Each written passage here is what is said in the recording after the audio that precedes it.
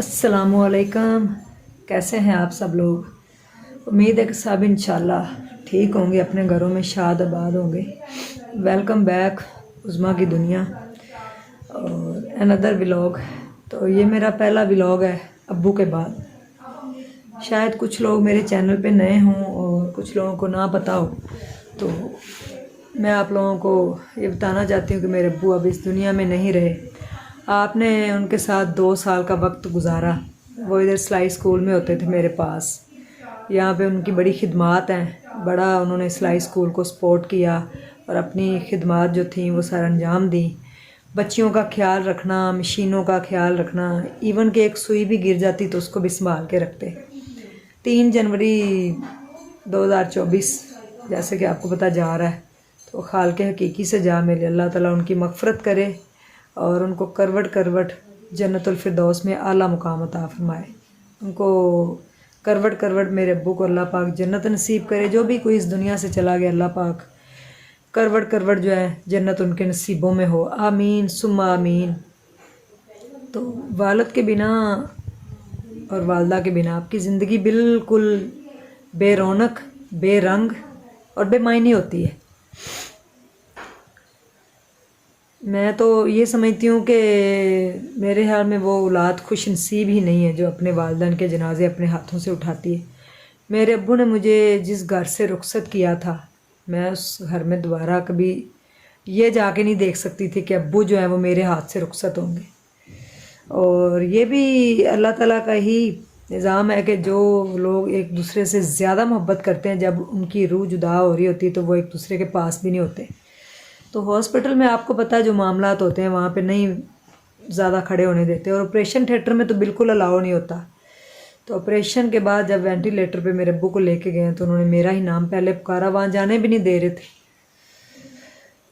जितना भी मैं रो लूँ, जितना भी मैं गम कर लूँ, सारा सारा दिन रोती हूँ। कभी रात में आँख खुल जाए तो रोना शुरू हो जाती हूँ, उनकी तस्वीरें देख के, उनकी वो बातें याद करके।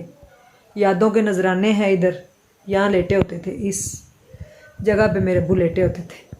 और बस अल्लाह ताला जन्नतुल फिरदौस में आला मुकाम अता फरमाए। और इस दुख का मदावा भी कोई नहीं कर सकता कि अगर मैं कहूँ कि मेरे दुखों का कोई मदावा करेगा तो वो भी नहीं।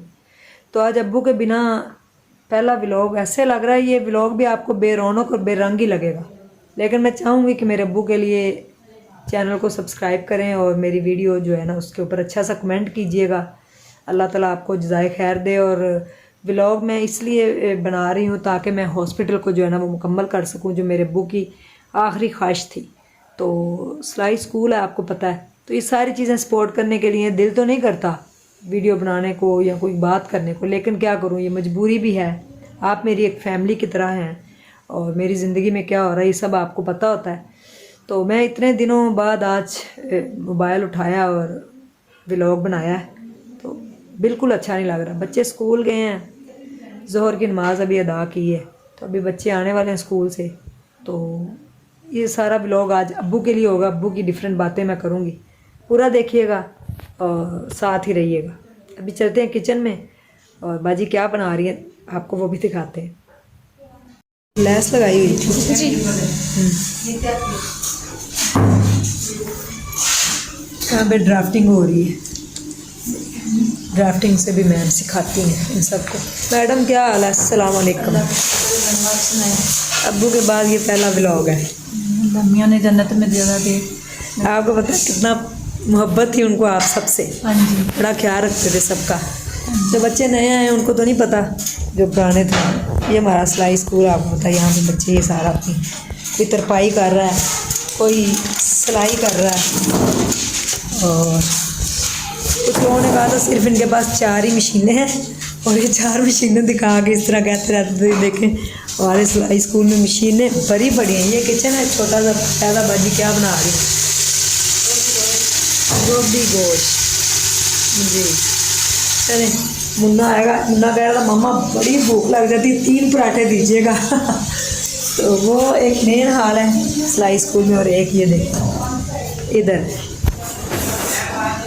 यहाँ पे भी ये सारी सिलाई मशीनें हमारी 13 मशीनें यहाँ पे हैं। ये इसका कटिंग का टेबल है और 13 ही उधर है। और इसके अलावा हमारे 5 सिलाई स्कूल हैं। बातें करते हुए सोचते नहीं, चले उनकी मर्ज़ी है, जैसे भी बातें करें, हमें इससे कोई लेना देना नहीं। ये हमारा पूरा हॉल है, कपड़े भरे पड़े हैं। अगर आप कपड़े सिलवाना चाहते हैं बड़े बड़े प्यारे हमसे, तो आप हमसे मेरी टीम से रब्ता भी कर सकते हैं। एक हमारा जो है हॉल वो इधर बनने लगा है, ये इसका कटिंग टेबल है, ये पार्टीशन करके ऑफिस बना दिया था। अभी आने वाली है मीरब, ये स्टूडियो है, आपको पता जैसा कि कोई किसी के पास कोई अच्छी सी स्टोरी या कोई टैलेंट है तो वो मेरे ऑफिस में आके मुझे इंटरव्यू दे सकता है। वो काश भाई हैं सामने, ये भी ऑफिस है। अच्छा आ गया स्कूल से? हाँ जी। हैं क्या चाहिए? आज आप कुछ कह रही थी नवीद भाई, मेरी बेटी को कुछ चाहिए। क्या चाहिए? टेडी बियर चाहिए? मैं ला दूँगी। काफ़ी अरसे से ये मांग रही है, इसको दिलाया नहीं। मुन्ना बहना कह रही है टेडी बियर है। व्यूवर्स आपको ऐसे मोबाइल से अब व्लॉग देखने पड़ेंगे ज़रा, क्योंकि अभी हमारे पास मोबाइल अच्छे वाला नहीं है। नवीद भाई आपको पता चोरी हो गया है ना। और मीरब आगे से हंस भी रही है, देखे कितना हंस रही है। विकास भाई मीरब हंस रही है, मम्मा का मोबाइल जो गुम हो गया इसलिए सारे हंस रहे। टेडी बियर के लिए हंस रही है कि टेडी बियर आने वाला है। टेडी बियर पे हंस रही है कि मेरे मोबाइल पे हंस रही है? नहीं, मोबाइल पे तो रोना बनता है। इतना हंस रहा है मेरा बच्चा। तो व्यूवर्स, कुछ लोग आपके जीने की वजह होते हैं ज़िंदगी में। मेरे अब्बू मेरे जीने की वजह भी थे। बड़ी उनसे मोहब्बत, हर इंसान को अपने वालिदैन से मोहब्बत होती है, लेकिन वालिदैन जो होते हैं वो अपने बच्चों के दोस्त भी होते हैं, और आपकी ज़िंदगी की हर मुश्किल सबसे पहले वो अपने ऊपर सह जाते हैं। तो अब्बू जीने की वजह थे।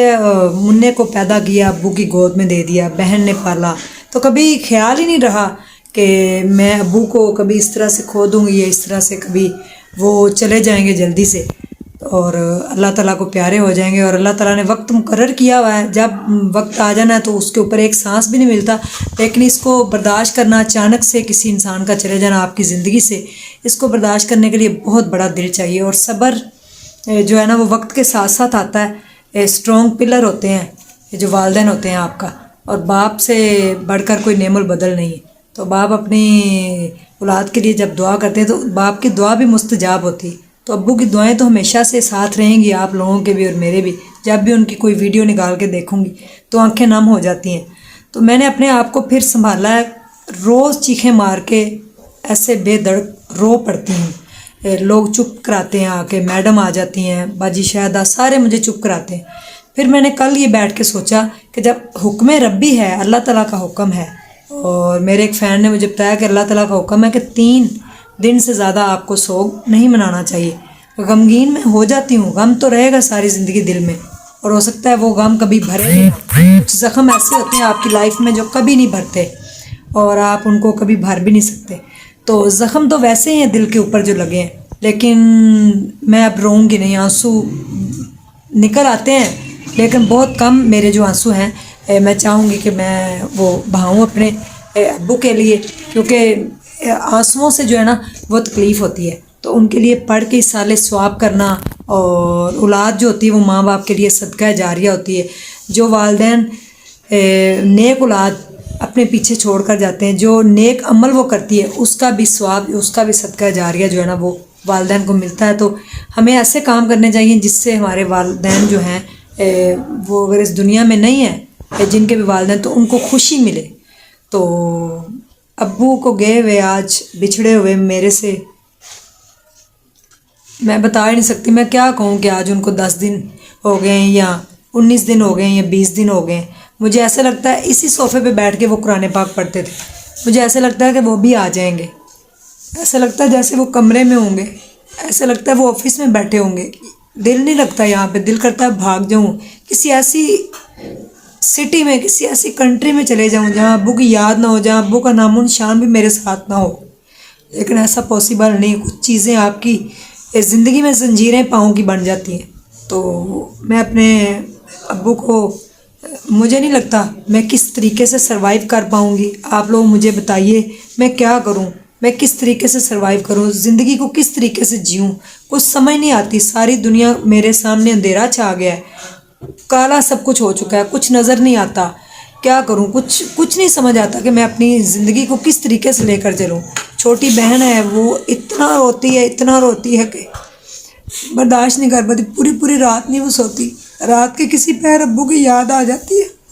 उनकी आंखें ऐसे, जब वो हंसते थे मुझे देखते थे तो उनकी आंखों को ढूंढती हूँ कि वो आंखें कहाँ हैं जो मुझे देखती थी, जो मेरा नाम लेते थे। वो चेहरा कहाँ चला गया?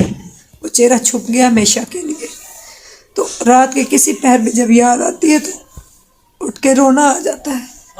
कुछ गम ऐसे होते हैं ज़िंदगी में जो कभी नहीं भरते। कुछ ज़ख्म ऐसे होते हैं जिनके ऊपर जितना मर्ज़ी मरहम लगा लें वो हमेशा ताज़ा ही रहते हैं। जब भी याद आती है तो वो हरे हो जाते हैं। बस इसी गम के साथ इस दुनिया से रुखसत हो जाऊंगी एक दिन।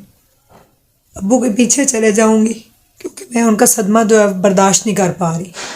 अल्लाह ताला जो भी इस दुनिया से चले गए उनकी सबकी मग़फ़िरत करे और मेरे अब्बू की भी अल्लाह ताला मग़फ़िरत करे। जन्नत और फिरदौस में आला से आला मुकाम अता फरमाए। अल्लाह पाक आप सब लोगों को जज़ाए खैर दे जो जुड़े हुए थे मेरे अब्बू के साथ, और उनकी दुआएं आज भी मेरे साथ हैं। अल्लाह करे इंशाअल्लाह, अल्लाह पाक करम करे। आप जो है वो मेरा साथ दीजिएगा, चैनल को सपोर्ट कीजिएगा ताकि हम मेरे अब्बू की ख्वाहिशात को पूरा कर सकें। तो ये पहला व्लॉग था आज मेरा मेरे अब्बू के बगैर। दिल नहीं कर रहा था बनाने को, लेकिन फिर भी मैंने कहा नहीं, मुझे सामने आना चाहिए, काम करना चाहिए, क्योंकि मैं काम नहीं करूँगी तो फिर हम सर्वाइव कैसे करेंगे। तो ज़रूर मेरा साथ दीजिएगा। Thank you so much. कल इंशाल्लाह एक नए व्लॉग के साथ आपकी पास आऊँगी और आपसे फिर शेयर करूँगी सारी चीज़ें। जब तक अपना ढेर ख्याल रखें। अल्लाह हाफिज़।